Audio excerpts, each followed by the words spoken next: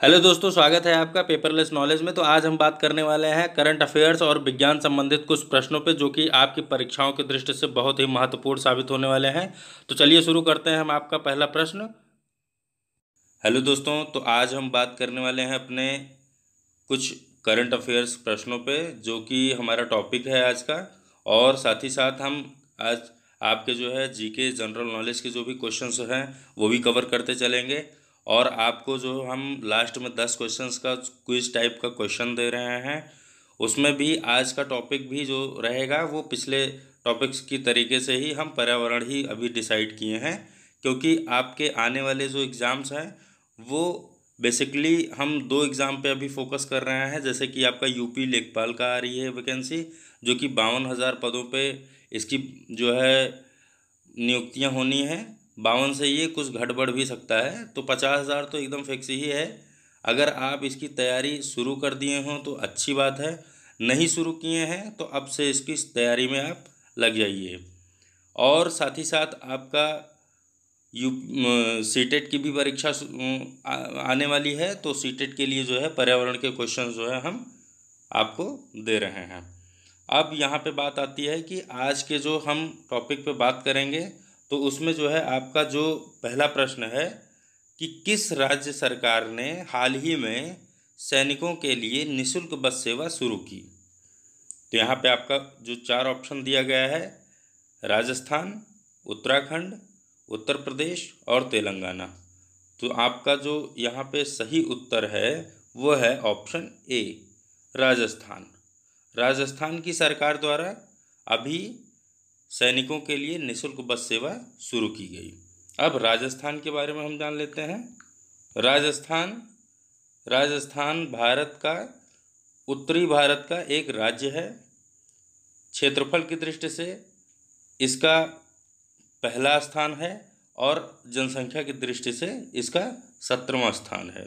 ठीक, यहाँ पे आपसे ये पूछा जाता है कि क्षेत्रफल की दृष्टि से और जनसंख्या की दृष्टि से ये प्रश्न बनता है कि क्षेत्रफल की दृष्टि से इसका चौथा स्थान है और जनसंख्या की दृष्टि से इसका किस स्थान पे इसका नाम है। तो आपको यहाँ पे हमने दोनों चीज़ बताई है कि क्षेत्रफल की दृष्टि से जो है ये पहला स्थान पे है और जनसंख्या की दृष्टि से 17वें स्थान पे है। राजधानी इसकी जो है वो जयपुर है। जयपुर को हम पिंक सिटी के नाम से भी जानते हैं। जयपुर को हम पिंक सिटी के नाम से जानते हैं। ये प्रश्न आपसे पूछा जाता है कि भारत में पिंक सिटी के नाम से किस शहर को हम जानते हैं, तो यहाँ पे आपका उत्तर होगा जयपुर। और यहाँ के मुख्यमंत्री अशोक गहलोत जी हैं और यहाँ के राज्यपाल कलराज मिश्रा हैं। ठीक, अब हम नेक्स्ट क्वेश्चन पे चलते हैं। तो नेक्स्ट क्वेश्चन हमारा है, हाल ही में किस देश के वैज्ञानिकों ने सुपर अर्थ की खोज की है। तो यहाँ पे आपका चार ऑप्शन दिया गया है, ऑस्ट्रेलिया, न्यूजीलैंड, चीन और ब्राज़ील। तो यहाँ पे जो आपका सही उत्तर होगा वो है आपका ऑप्शन बी, न्यूजीलैंड। न्यूजीलैंड के देश के वैज्ञानिकों ने हाल ही में सुपर अर्थ की खोज की है। अब सुपर अर्थ है क्या, तो आपको बता दें कि द एस्ट्रोनॉमिकल जर्नल में यह जो प्रकाशित हुई है वो एक सुपर अर्थ शोध पत्र कोरिया, ऑस्ट्रेलिया, चिली, दक्षिण अफ्रीका और न्यूजीलैंड के खगोलविदों के बीच एक अंतर्राष्ट्रीय सहयोग है। ठीक, और साथ ही साथ अब सुपर अर्थ के बारे में आपको बता दें कि सुपर अर्थ पृथ्वी के 2 गुने, जैसे जो ग्रह की बात की जाती है तो ये एक जो है सुपर अर्थ जो है ये ग्रह की भांति जो है पृथ्वी जैसा ही दिखने वाला है, इन्होंने मतलब न्यूजीलैंड ने खोज की है, जो कि पृथ्वी के 2 गुने मतलब कि जैसे पृथ्वी अपना 365 दिनों में जो है संपूर्ण चक्कर पूरा करती है, तो ये जो है 1 वर्ष 617 दिन में पूरा करेगी। यहाँ पे इस तरीके से कहा गया है कि द सुपर अर्थ ग्रह की कक्षा का कारण यह है कि 1 वर्ष 617 दिन तक यह चलेगा। और हमने जैसा कि आपको बताया कि ये पृथ्वी के 365 दिन के लगभग 2 गुना है। ठीक, अब आपको बता दें कि यह एक नया ग्रह है। नया ग्रह है मतलब कि नए ग्रह की भांति जैसा है और अतिरिक्त सौर ग्रहों में से एक है, जो पृथ्वी के समान आकार और कक्षाओं दोनों के साथ ही खोजा गया है। ठीक, अब यहाँ पे बात आती है न्यूजीलैंड की। तो न्यूजीलैंड के बारे में आपको बता दें कि न्यूजीलैंड के जो प्रधानमंत्री हैं वो वर्तमान में जैसिंडा आर्डन है। राजधानी इसकी जो है वेलिंगटन है। ठीक। और जो है दक्षिणी पश्चिमी प्रशांत महासागर में ऑस्ट्रेलिया के पास स्थित यह एक देश है। ये 2 बड़े द्वीपों से बनता है। ठीक। 40,000 लोगों से लगभग 30 लाख लोग उत्तरी द्वीप में और 10 लाख लोग दक्षिणी द्वीप में इसके रहते हैं। न्यूजीलैंड न्यूजीलैंड का राष्ट्रीय पक्षी कीवी है। ठीक। अब हम नेक्स्ट पे चलते हैं। तो हमारा नेक्स्ट क्वेश्चन है, विश्व दूरसंचार एवं सामाजिक सूचना दिवस कब मनाया जाता है? तो यहाँ भी आपका 4 ऑप्शन दिया गया है, 13 मई, 16 मई, 17 मई और 18 मई। तो यहाँ पे जो आपका सही उत्तर होगा वो है आपका ऑप्शन सी, 17 मई। 17 मई को विश्व दूरसंचार एवं सामाजिक सूचना दिवस मनाया जाता है। यह मनाया क्यों जाता है? तो आपको हम बता दें कि यह जो है 17 मई 1865 को अंतर्राष्ट्रीय सबसे पहले 1865 में मनाया गया था। और दूरसंचार संघ की स्थापना जो हुई थी वो आप ये कह सकते हैं कि 1865 में हुई थी, 17 मई के दिन। ठीक। यहाँ पे आपका ये प्रश्न पूछा जा सकता है और इसके रूप में हम इसीलिए जो है 17 मई को ही हम इसे दूरसंचार दिवस के रूप में मनाते हैं। और यहाँ पे एक चीज़ बता दें कि इसकी घोषणा कब हुई थी। तो इसकी ये 1865 में तो इसकी स्थापना तो हो गई थी, लेकिन इसकी जो घोषणा हुई थी, संपूर्ण रूप से जो इसकी घोषणा हुई थी वो 1973 में मैलेगा टोरीमोलेंसो में एक सम्मेलन आयोजित हुआ था, उसके दौरान इसकी घोषणा हुई थी। अब हम अपने नेक्स्ट क्वेश्चन पे चलते हैं। तो नेक्स्ट क्वेश्चन हमारा है, WHO की 73वीं 2 दिवसीय वार्षिक विश्व स्वास्थ्य सभा का आयोजन किस शहर में किया जाएगा? तो यहाँ पे भी आपका 4 ऑप्शन दिया गया है, इटली, जेनेवा, दिल्ली, कैलिफोर्निया। तो यहाँ पे जो आपका सही उत्तर है वो है आपका ऑप्शन बी, जेनेवा। जेनेवा में 2 दिवसीय वार्षिक विश्व स्वास्थ्य सभा का आयोजन किया जाना है। अब आपको बता दें कि इस सभा का आयोजन जो होगा वो वीडियो कॉन्फ्रेंसिंग के जरिए संपन्न कराया जाएगा और इसी माध्यम से इसका आयोजन होना सुनिश्चित है। और यह हर साल प्रतिवर्ष जो है वो जेनेवा में ही मनाया जाता है। मतलब कि आपका जो शहर है वो जेनेवा ही इसके लिए जो है रखा गया है और जेनेवा में ही जो है इसको प्रतिवर्ष हम आयोजन करते हैं। और इस बार जो है 194 सदस्य इसमें जो है भाग ले रहे हैं। सभी 194 देशों के सदस्य इसमें भाग ले रहे हैं, जिसमें भारत की तरफ से स्वास्थ्य मंत्री डॉक्टर हर्षवर्धन सिंह भाग ले रहे हैं। इस समय डॉक्टर हर्षवर्धन सिंह भारत के स्वास्थ्य मंत्री हैं, तो वो इस सम्मेलन में भारत की तरफ से हिस्सा लेंगे। ठीक। और ये 73वीं वर्ल्ड हेल्थ असेंबली है। इसमें एक ड्राफ्ट प्रस्ताव पेश किया गया है। इस मीटिंग के द्वारा कोविड-19 से लड़ने के लिए विश्वव्यापी सहभागिता को जुटाने का प्रयास किया जाएगा। और एक चीज़ आपको यहाँ पे और स्पष्ट कर दें कि ऑस्ट्रेलिया सहित लगभग 116 देशों का यह प्रस्ताव इस बात के लिए है कि WHO इस बात की निष्पक्ष जांच करे कि क्या यह कोरोना वायरस किसी प्रयोगशाला में बनाया गया है या सबसे पहले कहाँ शुरू हुआ था और ये किस प्रकार जानवरों से इंसानों तक पहुँचा। अब हम नेक्स्ट पे चलते हैं अपने। तो नेक्स्ट क्वेश्चन हमारा है, हाल ही में फेसबुक ने $400 मिलियन में किस कंपनी को खरीद लिया है? तो यहाँ पे आपका 4 ऑप्शन दिया गया है, ट्विटर को, व्हाट्सएप को, जिप्फी को और इंस्टाग्राम को। तो यहाँ पे जो आपका सही उत्तर होगा वो है आपका ऑप्शन सी, जिप्फी को हाल ही में फेसबुक ने $400 मिलियन में परचेज कर लिया है। ठीक। और जिप्फी के बारे में थोड़ा सा जान लेते हैं।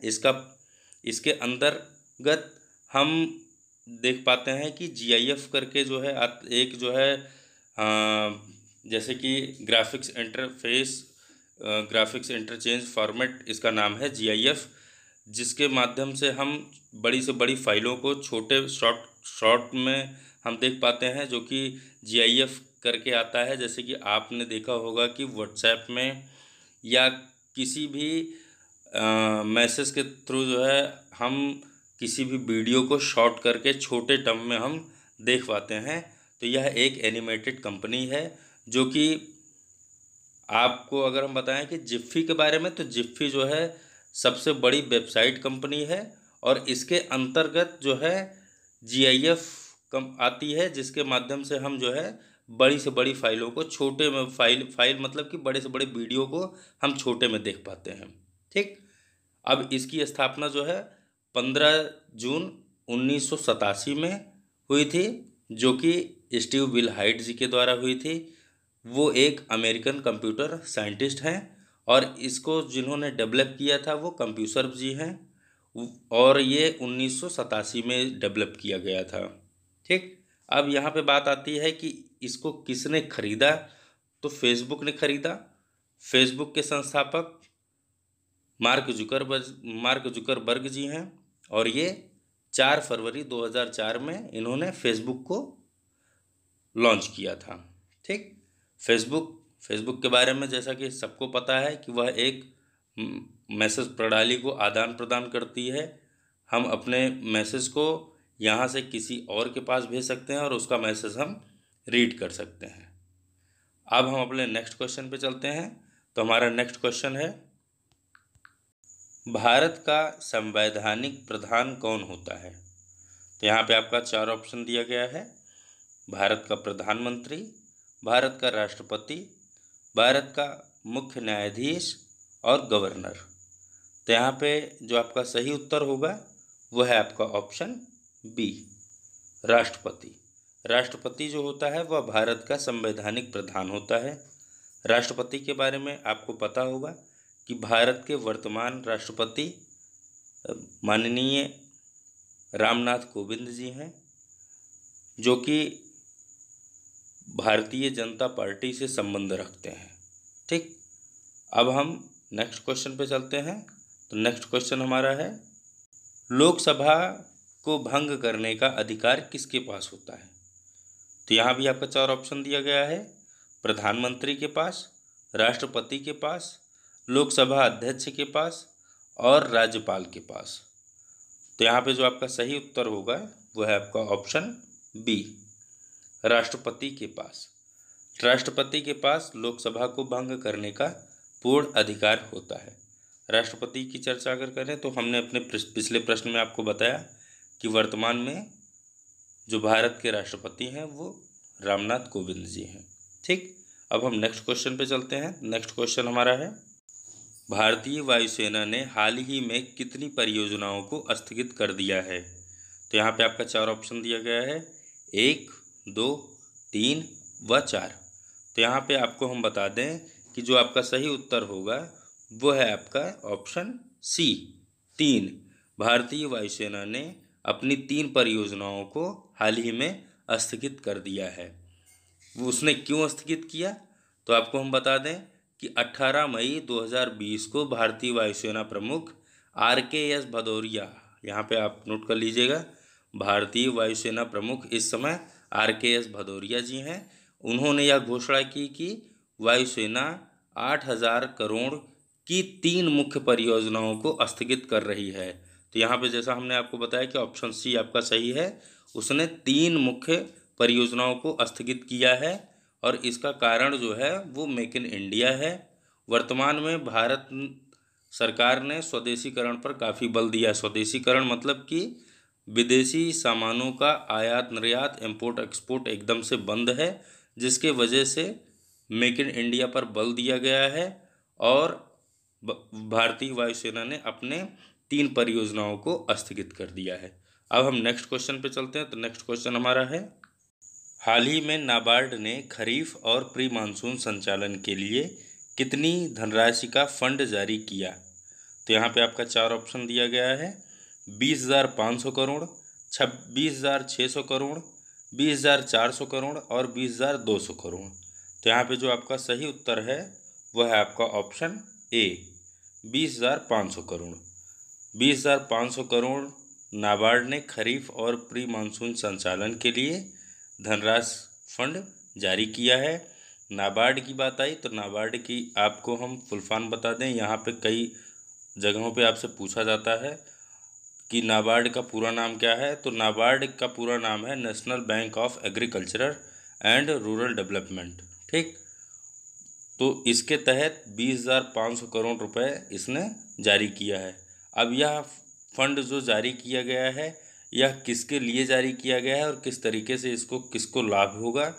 तो खरीफ संचालन में किसानों की मदद के लिए यह फंड जारी किया गया है और यह इससे डायरेक्ट जो है वो किसान ही लाभान्वित हो सकेंगे। ठीक, यह फंड सरकारी बैंकों और क्षेत्रीय ग्रामीण विकास बैंकों जैसे कि आरआरबी के तहत जो आते हैं उनके लिए फंड लोडिंग संसाधनों के रूप में यह कार्य करेगा। ठीक,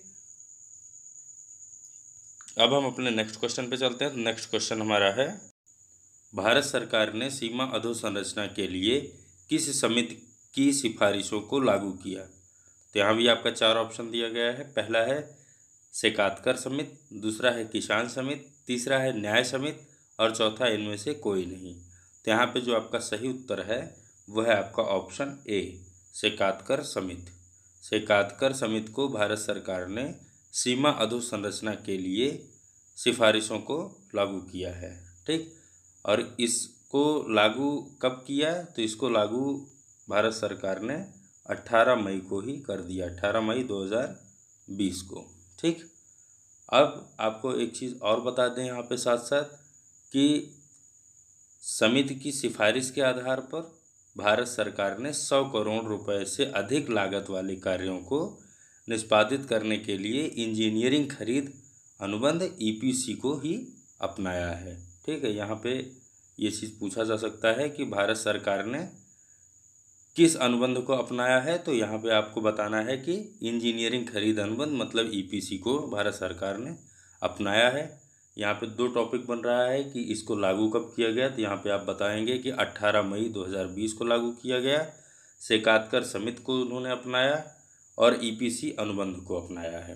ठीक, अब हम नेक्स्ट पे चलते हैं। तो नेक्स्ट क्वेश्चंस में हमारे 10 क्वेश्चन जो कि हम डेली की तरह आपको दे रहे हैं पर्यावरण संबंधित आधारित क्वेश्चंस हैं जो कि आपके परीक्षाओं की दृष्टि से बहुत ही महत्वपूर्ण हैं।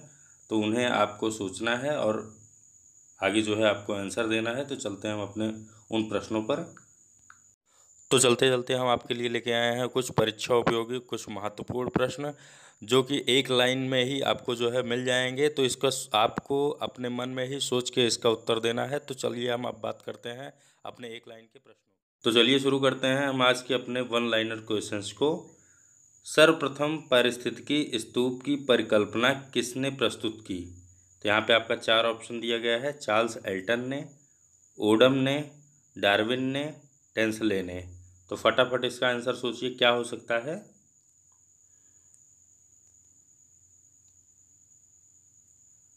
तो यहाँ पे इसका आंसर क्या हो सकता है? इसका उत्तर है आपका ऑप्शन ए चार्ल्स एल्टन ने। ठीक, चार्ल्स एल्टन ने सर्वप्रथम पारिस्थितिकी स्तूप की परिकल्पना प्रस्तुत की थी। अब हम नेक्स्ट पे चल रहे हैं। तो नेक्स्ट क्वेश्चन हमारा है 10% का नियम देने वाले वैज्ञानिक हैं। यहाँ भी आपका 4 ऑप्शन दिया गया है। Odum, Lindeman, Tansley, Haeckel. तो यहाँ पे जो आपका उत्तर सही हो सकता है वो क्या हो सकता है?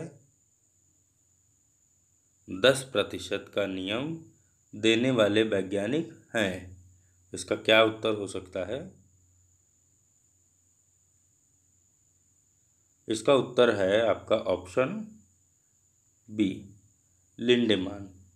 लिंडेमान ने 10% का नियम देने वाले वैज्ञानिक का नाम है। ठीक, अब हम नेक्स्ट क्वेश्चन पे चलते हैं। तो हमारा नेक्स्ट क्वेश्चन है निम्नलिखित में से कौन सा परितंत्र प्राकृतिक है? तो यहाँ भी आपका 4 ऑप्शन दिया गया है। गेहूं का खेत, आम का बाग, घास का स्थल और इक्वेरियम। तो यहाँ पे आपका उत्तर क्या हो सकता है?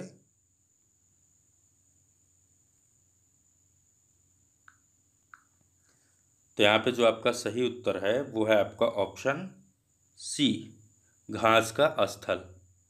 घास का स्थल इनमें से पारितंत्र प्राकृतिक है। ठीक, अब हम नेक्स्ट पे चलते हैं। तो नेक्स्ट क्वेश्चन है हमारा, जैवमंडल में एक ही जाति की संख्या को कहते हैं। तो यहाँ पे आपका 4 ऑप्शन दिया गया है, जैव समुदाय, जैव विविधता, जनसंख्या और पारितंत्र। तो यहाँ पे आपका क्या उत्तर हो सकता है?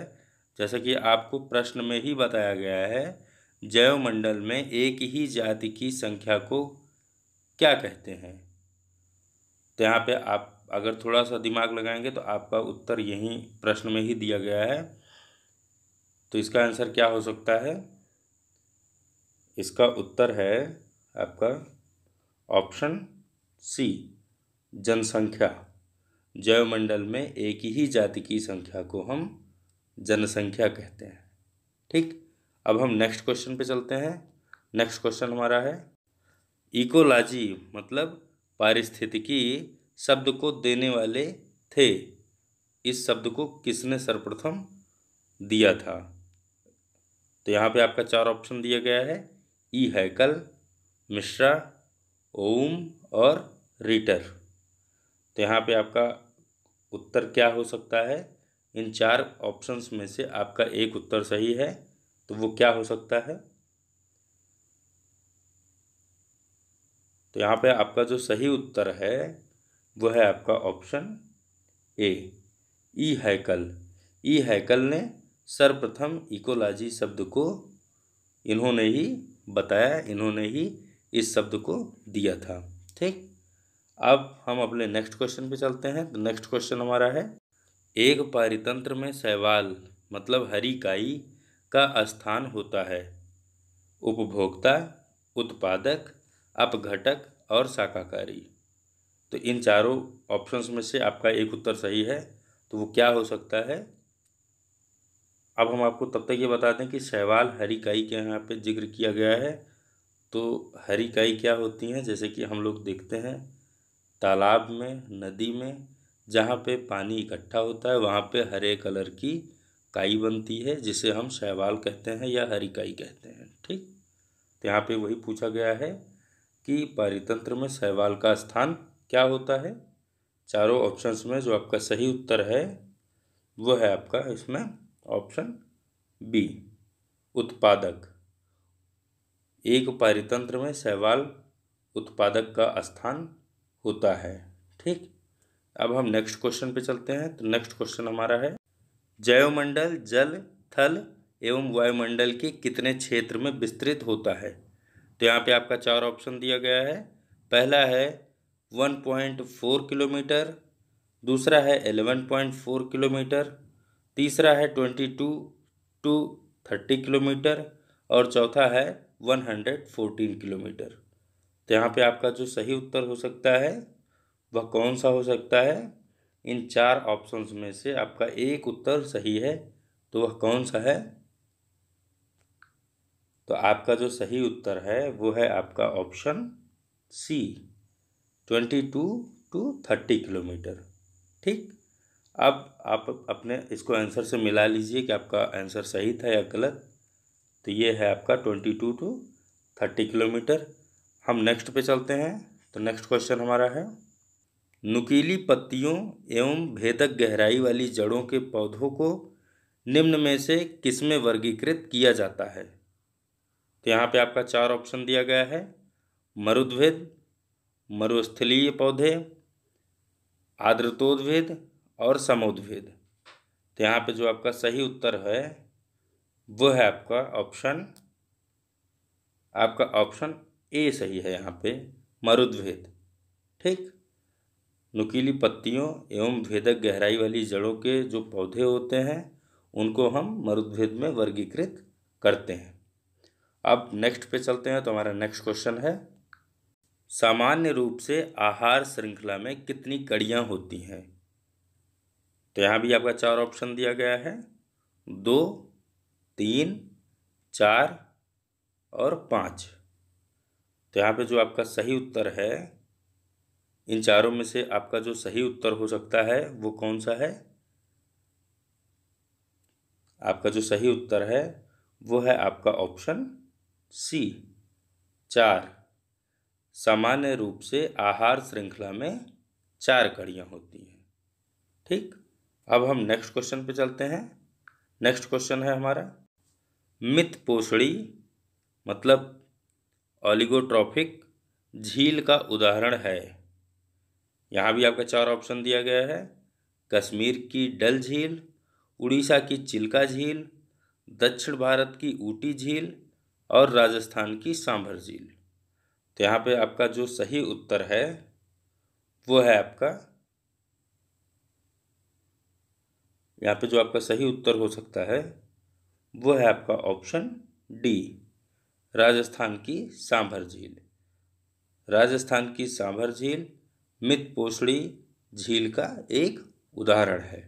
ठीक, तो दोस्तों आज के हमारे जो भी हमने पढ़ा समझा, इसको हम फिर से कल लेके इसी समय हाजिर होंगे। तो तब तक के लिए आप इजाज़त दीजिए। आपका धन्यवाद।